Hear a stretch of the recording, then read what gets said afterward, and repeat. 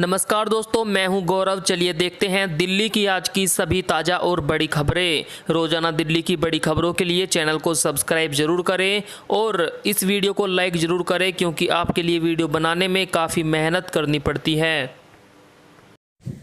29 जुलाई से दिल्ली विधानसभा का 2 दिवसीय मानसून सत्र। दिल्ली विधानसभा का 2 दिवसीय मानसून सत्र 29 और 30 जुलाई को आयोजित होगा। 29 जुलाई को सुबह 11 बजे से विधानसभा की कार्यवाही शुरू होगी। विधानसभा के सत्र में भाग लेने वाले सभी सदस्यों को अपने साथ कोरोना की RT-PCR रिपोर्ट लानी होगी। मुख्यमंत्री, उप मुख्यमंत्री, कैबिनेट मंत्री, नेता प्रतिपक्ष, मुख्य सचेतक के लिए जगह रिजर्व रहेगी। अन्य सदस्यों के लिए पहले आओ पहले पाओ की आधार पर सीट उपलब्ध होगी। आतिशी ने आदेश गुप्ता के खिलाफ दर्ज कराई शिकायत। आम आदमी पार्टी की प्रवक्ता आतिशी ने दिल्ली बीजेपी अध्यक्ष आदेश गुप्ता के खिलाफ गोविंदपुरी थाने में शिकायत दर्ज कराई है। उन्होंने कहा कि आदेश गुप्ता ने ट्विटर पर एक वीडियो पोस्ट किया है जिसमें एक बस पानी में डूबी हुई नजर आ रही है। वीडियो को आदेश गुप्ता ने दिल्ली का बताया, लेकिन वह वीडियो 1 साल पुराना है और राजस्थान के जयपुर का है। पुलिस ने शिकायत दर्ज कर ली है। मामला जांच के लिए साइबर सेल भेजा जा रहा है। कोरोना वायरस पर केंद्र सरकार ने चेताया, कहा अगले 3 से 4 महीने बेहद क्रिटिकल। केंद्र सरकार ने कोरोना वायरस की तीसरी लहर को लेकर सतर्क रहने को कहा है। नीति आयोग के सदस्य डॉक्टर VK पॉल ने कहा कि कोरोना की तीसरी लहर की बात इसलिए हो रही है क्योंकि अभी हर्ड इम्यूनिटी पर नहीं पहुंचे हैं। बड़ी आबादी को संक्रमण का खतरा बरकरार है। आने वाले 3 से 4 महीने काफ़ी अहम रहने वाले हैं। उन्होंने कहा WHO की चेतावनी ग्लोबल है, उसे हमें समझना है और जो ज़रूरी है उसे हमें करना होगा। हाईकोर्ट ने कहा, ठोस रिसर्च किए बिना बच्चों को कोरोना वैक्सीन लगाना सही नहीं। बच्चों के लिए कोरोना वैक्सीन से संबंधित याचिका पर दिल्ली हाईकोर्ट में सुनवाई हुई। अदालत ने कहा कि अगर ठोस रिसर्च किए बिना बच्चों को वैक्सीन लगाई जाती है तो इसके नतीजे भयानक हो सकते हैं, इसलिए रिसर्च बेहद ज़रूरी है। कोर्ट ने यह भी कहा कि रिसर्च के लिए कोई टाइमलाइन नहीं हो सकती। बता दें कि याचिकाकर्ता ने मांग की थी कि बच्चों के वैक्सीन ट्रायल कब तक पूरे हो जाएंगे, इसकी टाइमलाइन होनी चाहिए। आपको बता दें, 15 से 18 साल के बीच के जो बच्चे हैं उनको कोरोना वैक्सीन लगने की बात हो रही है। वैक्सीन तैयार हो चुकी है, जिसके बाद कोर्ट ने कहा कि यह खतरनाक ना हो, इसकी जांच अच्छे तरीके से की जाए। बीते 24 घंटों के दौरान दिल्ली में क्या है कोरोना की स्थिति, आइए डालते हैं नज़र। दिल्ली में कोरोना वायरस से पहले की अपेक्षा काफ़ी राहत मिली है। पिछले 24 घंटों में केवल 66 नए मरीज मिले, वहीं 1 मरीज की मौत हुई है। इस दौरान 79 मरीज ठीक भी हुए। बता दें कि राजधानी में अब तक 25,023 लोगों की कोरोना से मौत हो चुकी है। हालांकि 14,09,739 लोग इस महामारी को मात दे चुके हैं। अभी कोविड के 657 मामले पूरी दिल्ली में एक्टिव है। गूगल मैप पर अब मिलेगी DTC बसों की रियल टाइम लोकेशन की जानकारी। गूगल मैप ने एक नया फीचर जारी किया है। अब इसके जरिए दिल्ली के यात्रियों को बड़ी सुविधा मिल जाएगी। दिल्ली के यात्री को रियल टाइम बस की जानकारी मिल सकेगी कि फ़िलहाल बस कहाँ है, कितनी देर में आ जाएगी। गूगल ने बताया कि इसके जरिए यात्रियों के पास बेहतर जानकारी होगी और वह आसानी से अपनी यात्रा को प्लान कर सकेंगे। गूगल ने दिल्ली परिवहन मंत्रालय और Indraprastha institute of information technology, Delhi integrated multi modal transit system के साथ मिलकर इस पर काम किया है। पत्रकार दानिश सिद्दीकी की हत्या पर मुख्यमंत्री केजरीवाल ने जताया दुख। भारतीय पत्रकार दानिश सिद्दीकी की हत्या पर दिल्ली के मुख्यमंत्री अरविंद केजरीवाल ने दुख जताया। उन्होंने कहा, पत्रकार दानिश सिद्दीकी के निधन की खबर बेहद व्यथित करने वाली है। परिवार के प्रति मेरी संवेदनाएं। भारत सरकार से अपील है कि इस दुख की घड़ी में उनके परिवार को विदेश मंत्रालय के माध्यम से हर संभव मदद दी जाए। बता दें कि कवरेज करने गए पत्रकार दानिश सिद्दीकी की अफगानिस्तान में हत्या कर दी गई। चलो भाई जाओ, जो डर रहे हैं जाओ, कांग्रेस छोड़ने वालों पर भड़के राहुल गांधी। कांग्रेस नेता राहुल गांधी ने पार्टी छोड़ने वालों पर निशाना साधा है। इससे जुड़ा एक वीडियो सोशल मीडिया पर सामने आया।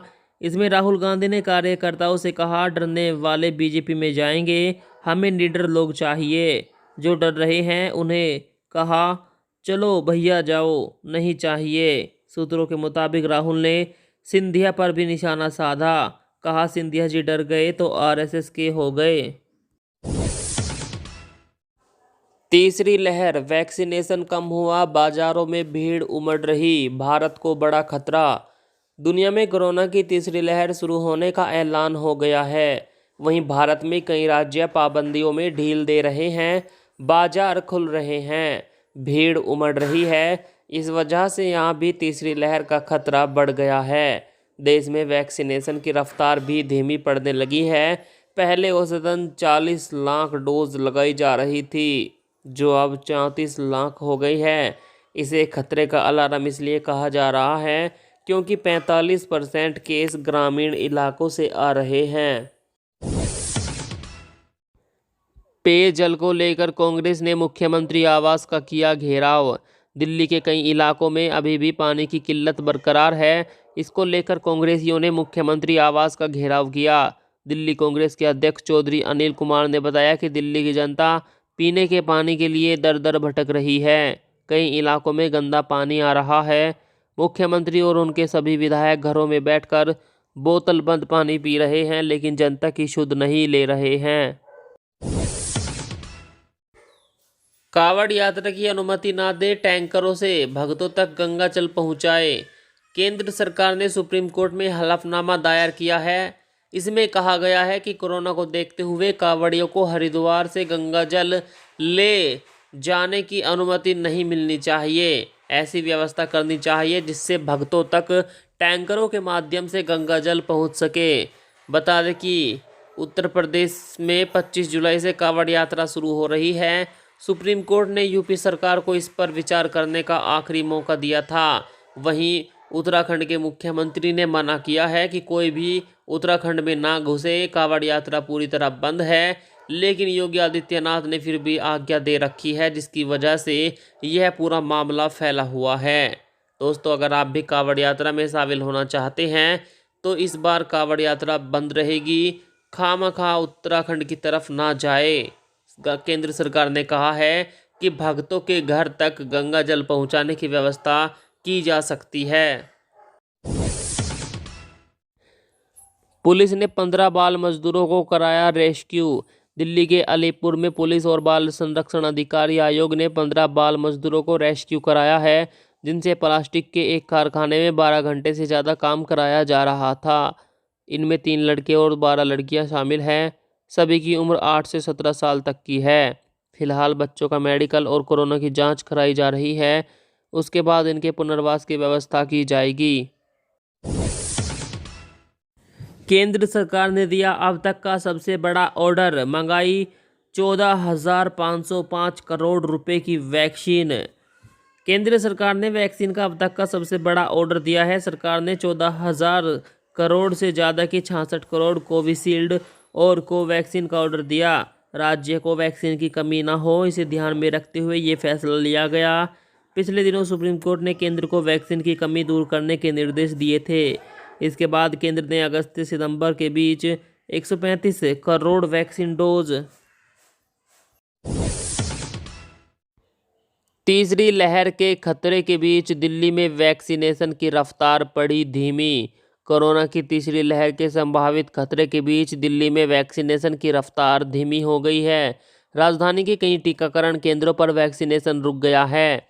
जहां 671 केंद्रों पर टीकाकरण हुआ था, वहीं अगले दिन सिर्फ 524 केंद्रों पर ही टीकाकरण हुआ। महज 4000 लोगों को ही वैक्सीन लग पाई एक दिन में। अधिकारियों का कहना है कि दिल्ली में अभी पर्याप्त वैक्सीन नहीं है। इस कारण लोगों को स्लॉट भी नहीं मिल पा रहे हैं। मानसून सत्र से पहले सरकार ने बुलाई सर्वदलीय बैठक, प्रधानमंत्री मोदी भी होंगे शामिल। संसद के मानसून सत्र से पहले केंद्र सरकार ने सभी राजनीतिक पार्टी की बैठक बुलाई है। इसके अलावा एनडीए की भी बैठक होगी। इसमें प्रधानमंत्री नरेंद्र मोदी भी शामिल होंगे। केंद्रीय संसदीय कार्य मंत्री प्रहलाद जोशी ने सरकार की तरफ से सर्वदलीय बैठक 18 जुलाई को सुबह 11 बजे बुलाई है। सुबह 11 बजे पहले सर्वदलीय बैठक होगी, इसके बाद दोपहर को 3 बजे एनडीए की बैठक होगी। मानसून का सत्र 19 जुलाई से 13 अगस्त तक चलेगा। दिल्ली में अब तक सामान्य से 36% कम हुई वर्षा। मानसून आने के बाद दिल्ली के 3 इलाकों में सामान्य या उससे अधिक बारिश हुई। राजधानी में अभी भी 36% कम बारिश हुई है। दरअसल 1 जून से 15 जुलाई के बीच 159.6 mm बारिश होने की उम्मीद थी, लेकिन 101.4 mm बारिश ही हुई। उत्तरी दिल्ली में सामान्य से 35% अधिक बरसात हुई है। वहीं उत्तर पश्चिमी और नई दिल्ली के क्षेत्र में सामान्य वर्षा हुई कम और रविवार को तेज बारिश होने के आसार हैं। आम आदमी पार्टी सरकार ने केंद्र को दिया झटका। दिल्ली पुलिस के वकीलों का पैनल खारिज। केंद्र और दिल्ली सरकार के बीच एक बार फिर टकराव की स्थिति बन चुकी है। लाल किला हिंसा मामले में केस की सुनवाई के लिए आम आदमी पार्टी की ओर से गठित वकीलों के पैनल को एलजी ने खारिज कर दिया था। आज आम आदमी पार्टी सरकार कैबिनेट ने भी दिल्ली पुलिस के वकीलों का पैनल खारिज कर दिया। कैबिनेट ने हुई बैठक में फैसला लिया है कि दिल्ली सरकार के वकील ही आंदोलन से जुड़े मामलों में पब्लिक प्रोसिक्यूटर होंगे। किसान आंदोलन पर टिकैत का बड़ा बयान, कहा लग रहा है देश में जंग होगी। किसान आंदोलन की अगुवाई कर रहे राकेश टिकैत ने बड़ा बयान दिया है। टिकैत ने अपने बयान में सरकार को एक बार फिर चेतावनी दी है। उन्होंने कहा किसान वापस नहीं जाएगा, किसान वहीं रहेगा। सरकार को बातचीत करनी चाहिए। हमने 5 सितंबर को बड़ी पंचायत बुलाई है। 2 महीने का टाइम है। सरकार अपना फैसला कर ले, किसान भी कर लेंगे। ऐसा लग रहा है कि देश में जंग होगी, युद्ध होगा। 15 अगस्त तक नहीं उड़ा सकेंगे ड्रोन्स, लगी पाबंदी। दिल्ली पुलिस ने एक ऑर्डर जारी कर दिया है। दिल्ली में 15 अगस्त तक ड्रोन उड़ाने पर रोक लगा दी। जम्मू में भारतीय एयरबेस पर हुए ड्रोन हमले और साथ ही यहां कुछ दिनों में कई ड्रोन के मिलने के बाद यह फैसला लिया गया है। दिल्ली पुलिस कमिश्नर बालाजी श्रीवास्तव ने इस मामले में एक आधिकारिक बयान जारी किया। उन्होंने कहा कि आदेश की अवहेलना करने पर भारतीय दंड संहिता की धारा 188 के तहत कार्रवाई की जाएगी।